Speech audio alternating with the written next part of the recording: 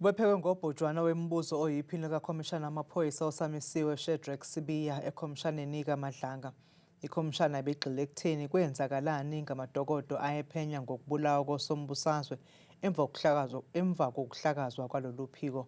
uSibiya usolwa ngokuthi-ke nguyena owakhipha umyalelo wokuthi kususwe amadokodo alamacala KwaZulu-Natal ayoduva eyokomkhulu lamaphoyisa ePitoli.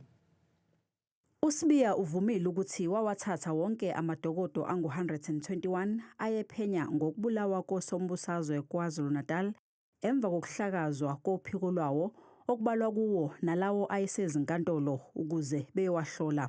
I accept that I also then included the court dockets and any other investigation that is running to complete the process of, because I didn't want this thing to prolong of disbandment. It just had to be done if it had to be done. Either we do it or we don't do it. Uvumile ukuthi awukho umyalelo awuthola wokuthi kumele awasuse lamadokodo KwaZulu-Natal ayiswe ePitoli. So can we leave it at there is no such instruction? It's fine. Because it's either there or it's not.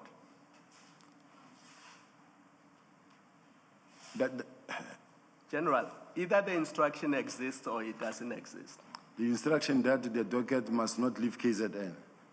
Yes. I just want to understand that question. Yes.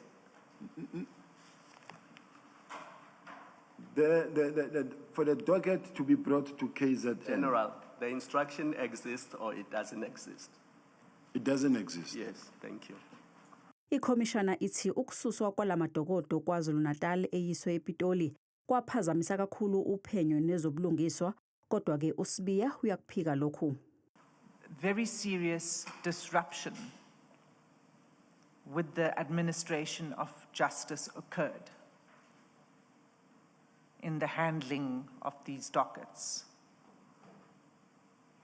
I think you'd agree with that. I really don't agree with that, Chair.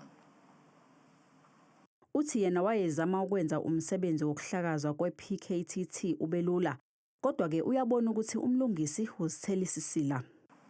I just feel that I'm being punished for being effective.